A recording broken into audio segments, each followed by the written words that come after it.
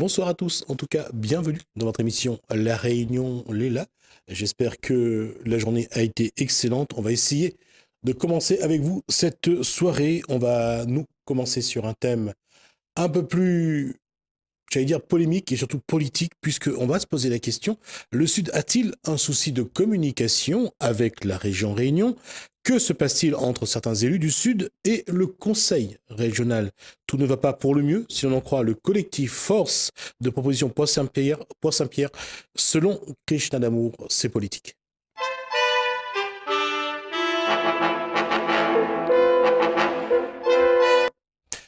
Bonsoir Krishna Damour. Bonsoir. Alors, il y a eu cette conférence de presse, il y a eu la question de rappeler à la région Réunion ses promesses faites en 2015 pour le Sud. Qu'est-ce qui motive ce rappel? Ce qui motive, c'est un sentiment d'inertie dans la région sud. Vous savez, la Réunion est constituée de 5 micro-régions qui ont été mis en exergue notamment lors des dernières régionales. On va juste rappeler que quand on parle de 5 micro-régions, c'est donc bien sûr l'Est, le Nord, l'Ouest, le Sud, et aujourd'hui, on considère que les Hauts est une micro-région. Exactement. Et dans ce cadre-là, un certain nombre de propositions avaient été proposées par la majorité régionale actuelle pour que l'ensemble de la Réunion puisse se développer de manière harmonieuse sans oublier aucune micro-région. Aujourd'hui, nous sommes dans une situation de fait où nous avons le sentiment que le Sud est oublié. Nous avons le sentiment que la région, en tout cas la majorité actuelle régionale, n'a pas encore marqué de son empreinte dans le Sud. Pour l'instant, ce rappel n'est pas réalisé de manière vindicative, mais de manière constructive. Nous souhaitons que l'ensemble des partenaires puissent se retrouver et travailler ensemble dans un souci de cohésion et d'unité réunionnaise. Dans le projet de 2015 de la région Réunion, quels étaient les grands chantiers à mettre en œuvre dans le Sud? Le pilier 7 de la liste Réunion-Nous prévoyait notamment le développement de l'aéroport de Pierrefonds, qui passait par le transfert du fret qui est basé à Sainte-Marie à l'heure actuelle, le transfert du fret vers le sud. Toujours pas transféré. On parlait de l'installation d'une compagnie, d'une filiale d'Air Austral, une filiale low cost, dans le sud à l'aéroport de Pierrefonds. On parlait d'investissements importants pour mettre à niveau les équipements de l'aéroport de Pierrefonds. Aujourd'hui, ces 3 propositions n'ont toujours pas été réalisées. Alors on nous dit, parce que le développement de Pierrefonds sera réalisé sous condition que la Civis, que la mairie de Saint-Pierre, ou la Civis plutôt, qui est en charge la zone économique de Pierrefonds, sous condition que la zone économique de Pierrefonds soit transférée sous le giron de la collectivité régionale. C'est comme si vous allez faire un emprunt à la banque, on vous demande, d'accord, on vous accorde ce prêt sous condition que vous vendez, que vous lui donnez gratuitement vos bijoux de famille. Aujourd'hui, le Sud ne peut pas se développer sans sa zone d'activité économique. Et cela fait partie d'un seul ensemble.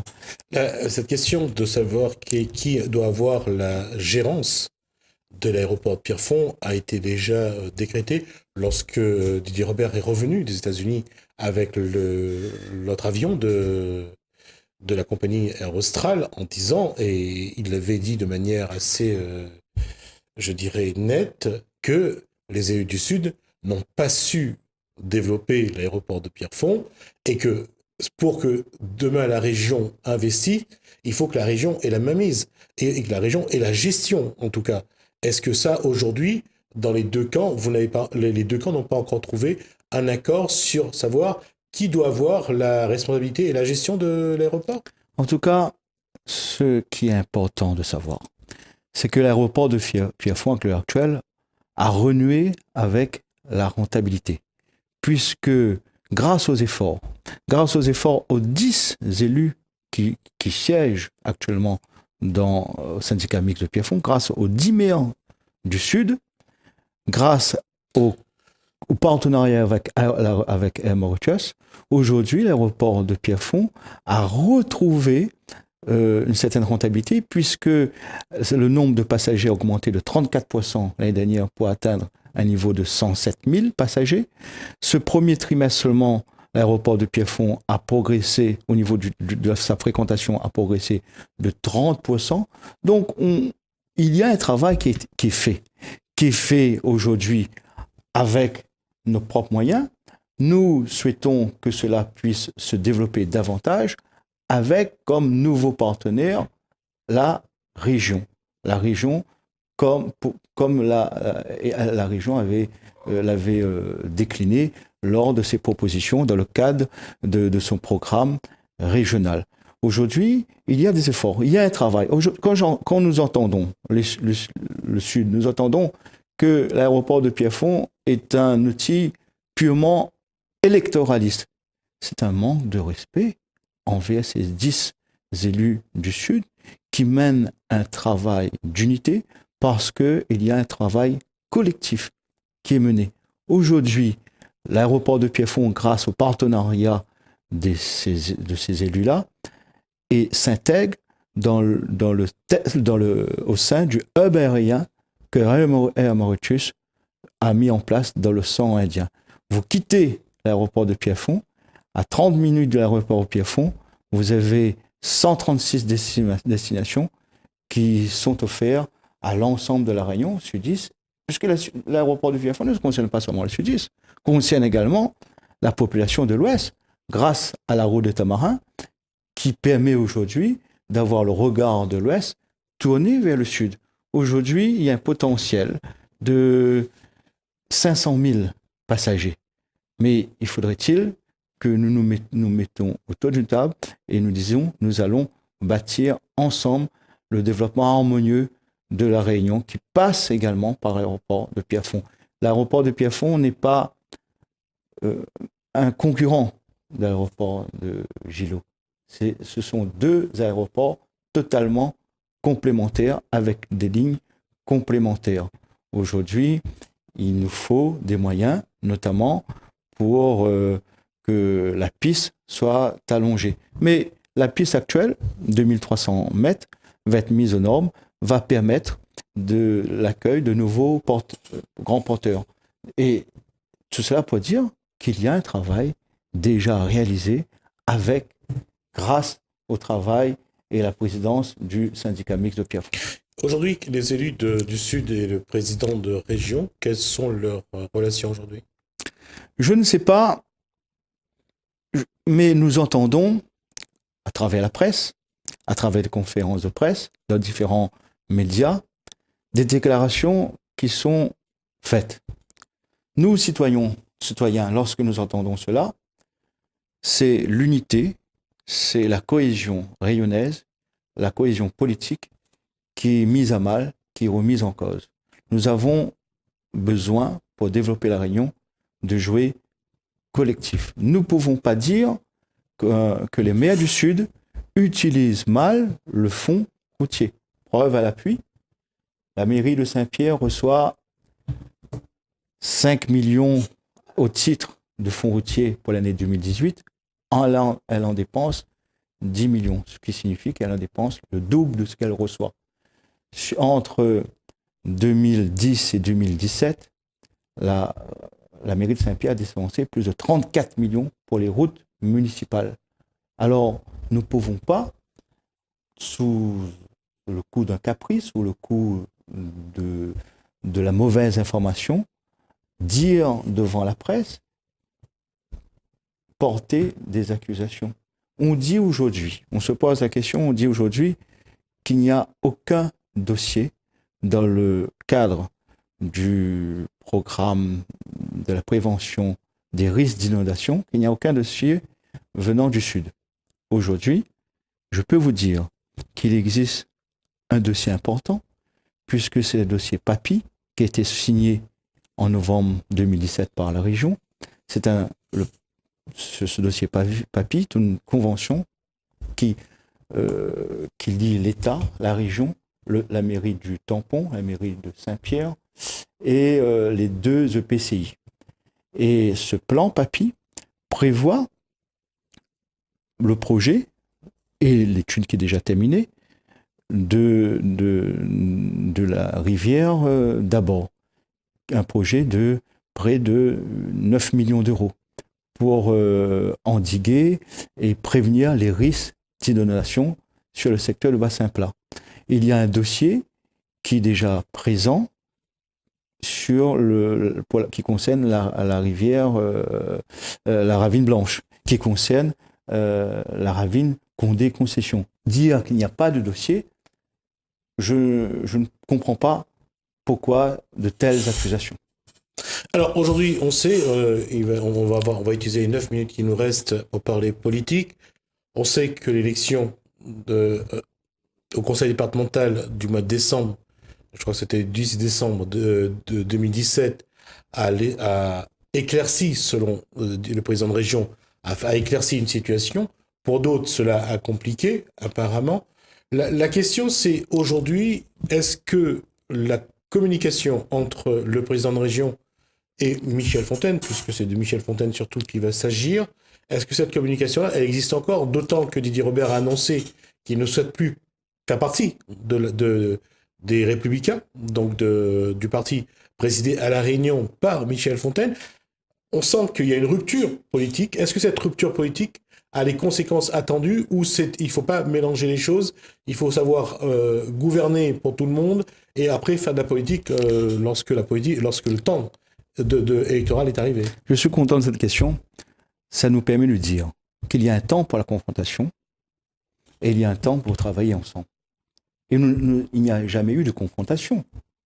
2010-2015, c'était un travail mené ensemble qui a conduit à une victoire politique sur le plan départemental, sur le plan régional et sur le plan municipal. Nous espérons, par cet appel, que le temps de la gouvernance n'est pas le temps de la confrontation. Nous espérons que le projet de déviation de bassin plat de Grand Bois à la 4 voies du Tampon, un projet de 80 millions d'euros que tant d'automobilistes attendent dans le sud, parce que lorsque nous allons à la station-service faire de l'essence, les sudistes, comme l'ensemble des Rayonnais, cotisent au fonds routier. Nous espérons que les projets, nous espérons que l'ensemble des projets du Sud sera mené à bien. Le projet de la première portion de la Croix du Sud, qui conduirait à la ZI4, un projet de 1 million. Nous espérons que ces projets-là ne seront pas en suspens. Nous avons le sentiment que ces dossiers sont bloqués quelque part. Nous avons le sentiment que nous confondons politique et construction.